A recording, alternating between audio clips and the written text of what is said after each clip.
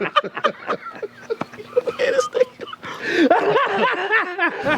it's just basketball. At the end of the day, it's just basketball.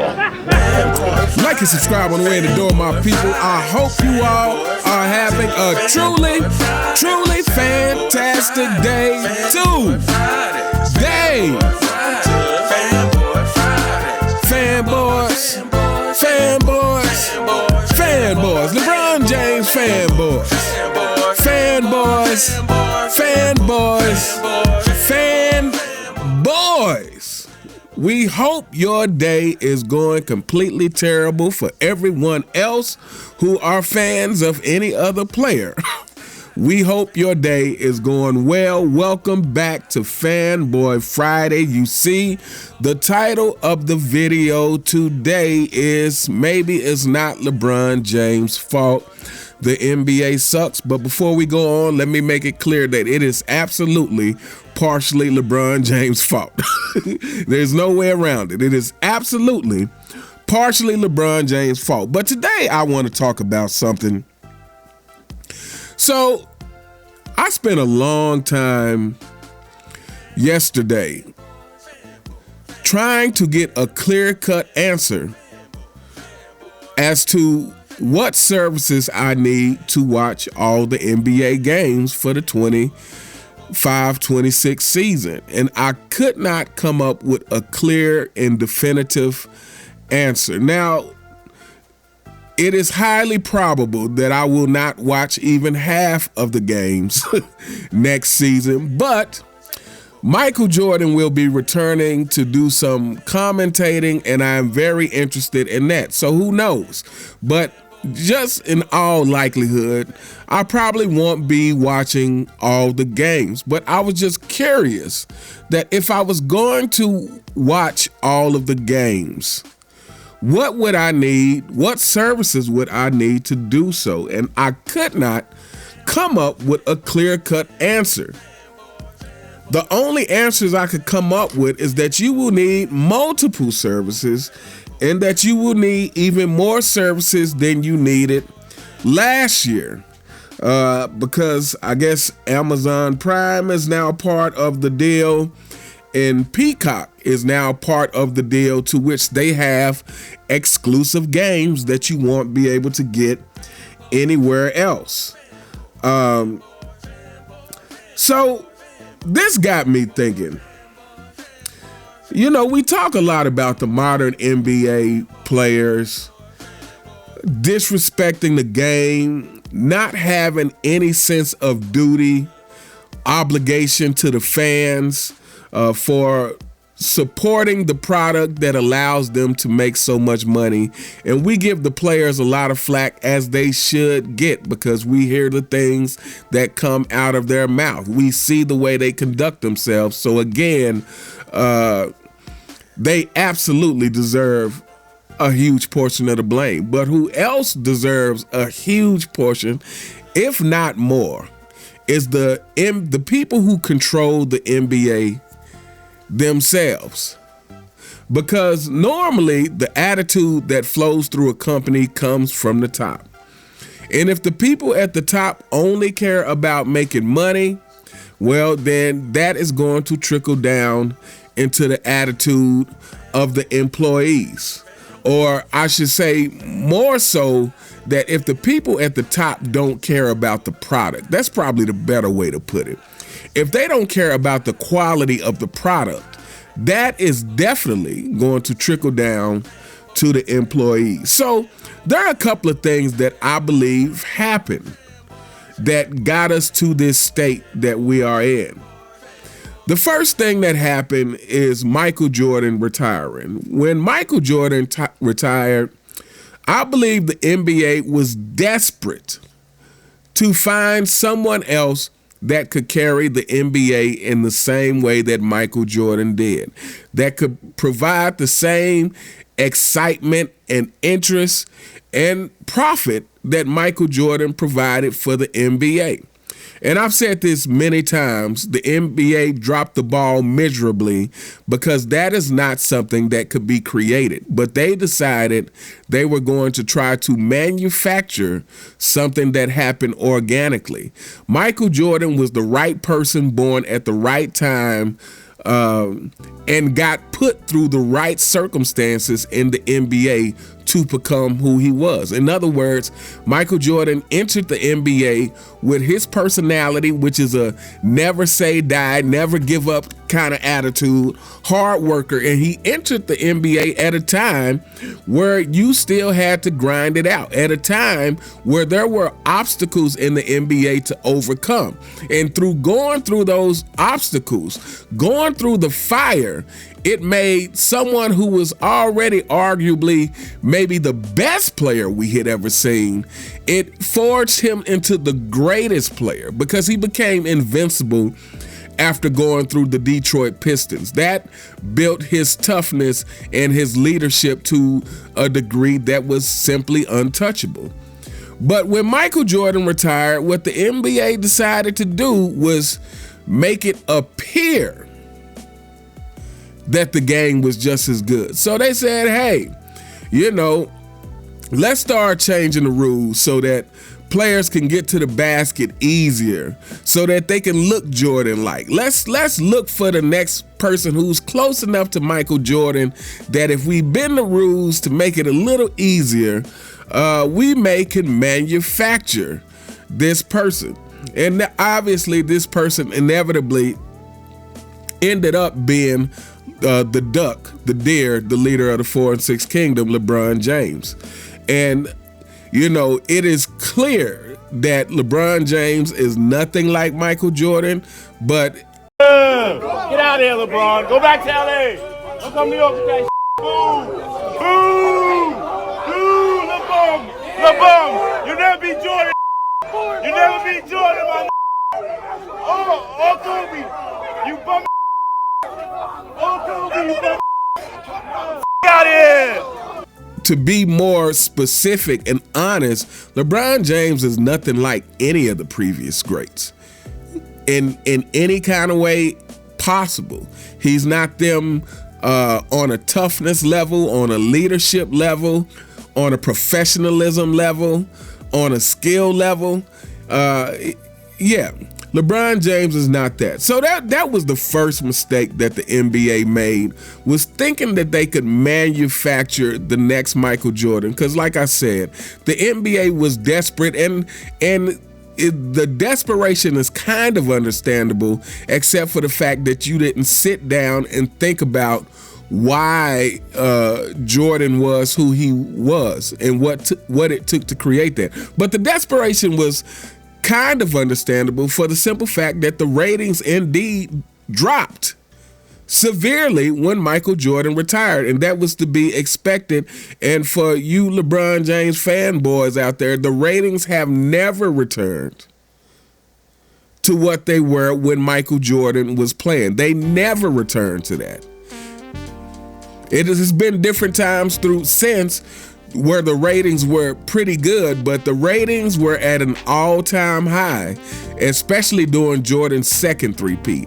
And obviously the 1998 finals being the most watched finals in the history of the game, which will probably never be duplicated. I'll tell you who definitely can't reduplicate that or duplicate it is LeBron James. That will never, ever, is not possible because he's not that guy. But anyway, so the other thing that the NBA messed up is getting Adam Silver.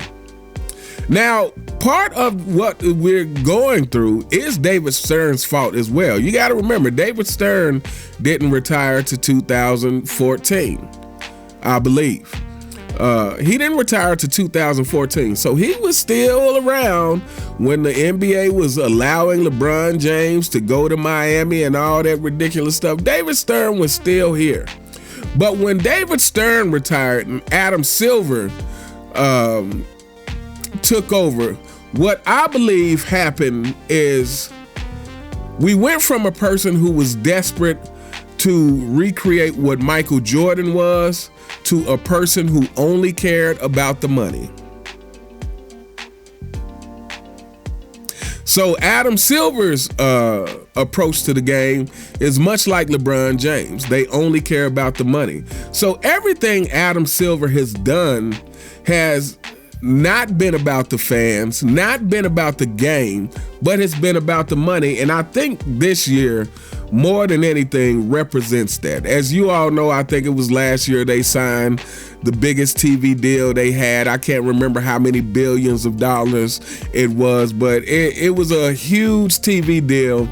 And the way that they got this money was pretty much by creating a bidding war between several streaming services, and they sold off a little piece to this streaming service and that streaming service, and it put the fans in this predicament that we're in now. Like I said, yesterday, I spent time trying to get a definitive answer of what all services I would need if I wanted to watch every single game and could not get a definitive answer.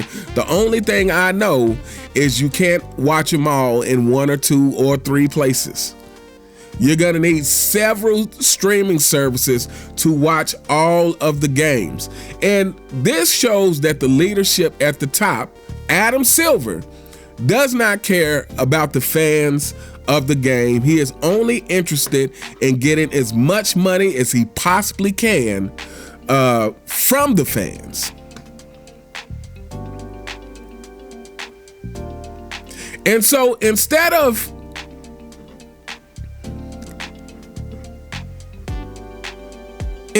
making the game better to make more money, instead of trying to make the game better to make more money, to draw more fans in so that you make more money, they chose to scam us. Because essentially this is what this comes down to, right? This is a scam. I mean, think about it like this. This would be the equivalent. And shout out to my channel members. Again, I thank you all so much for being members of the channel. Shout out to my viewers who support the channel on a daily basis. I truly cannot thank you all enough. But let's say, for the sake of argument, that on YouTube, every channel you had to have a subscription. So let's say, everyone was paying a 99-cent subscription to my channel. Let's just say that everyone was paying a 99-cent subscription to watch my channel. And then all of a sudden, I was like, man, you know what? I'm going to start selling individual episodes to different content creators so that my viewers can no longer watch all of my episodes right here. They're gonna have to go subscribe to some other content creators to watch different episodes of mine. That is a scam, people. That is a scam in the interest of solely trying to make money. So yes, Adam Silver, this is a scam. Instead of making the game better, instead of focusing on making it would be the equivalent of, instead of me focusing on trying to make my channel better so that I got more subscribers and more viewers, I say, hey, who cares about making the channel better if I just sell my episodes to some other channels and make all the other channels pay me for my episodes, and then my viewers are gonna have to go pay those channels to watch all of my episodes. They can no longer watch them all on this channel. That's a scam. So when you have the leadership at the top operating in this way, is there really hope for the NBA to return to a good place? I mean, just think about, at the end of the day, if they really wanted to make the NBA better for the fans, they would. Adam Silver has made it clear that he is aware of what fans are saying. He is aware that fans are saying, hey, it's too many three-pointers going on. He is aware that fans are saying, hey, there is not enough resistance. Like, there is not enough ability to play defense. in the NBA. He is aware of these because he has talked about them. And if he wanted to address them, he will. But the fact of the matter is Adam Silver is on the same wavelength as these players. He's simply trying to make as much money as possible, the same way that these players are simply trying to make as much money as possible. He, tries to pretend that is as if he's trying to fix the problem, but we all know you don't make someone respect you by keep doing the things that allow them to disrespect you. In other words, if you have a person who's using you, maybe they're using you for money. They always ask you for money. They never pay you back. The answer isn't, well, if I just a little bit nicer to them, maybe they'll stop using me. No, you got to cut them off. You got to cut them off. And this is what we have going on in the NBA. It's like you got players not competing and you're trying to think of stuff like, oh, well, we're going to have an in-season tournament and a play-in tournament. And now we turn the All-Star game into the tournament. Oh, that didn't work. Well, maybe next All-Star game we'll try international versus American players. It's not gonna work because you cannot make non-competitors compete, and you don't have to make competitors compete. If these guys were truly competitors, they wouldn't have to be coerced to compete. Period.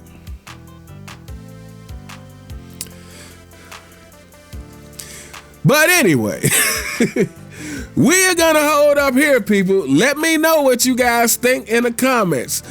For any of you who plan to watch any NBA games next season, have you actually taken a look at what it would take to do that? Does anybody have a definitive answer about everything you would need if one actually wanted to watch all the games? Again, it's highly unlikely that I will watch half the games. It's probably more likely that I will watch a quarter of the games, if that. Last season, I actually paid for League Pass last season and started off trying to watch some games, and that quickly faded. These games just can't keep my interest. But anyway, let me know what you guys think in the comments. You all have a truly fantastic day, and I'll see you next time. All right.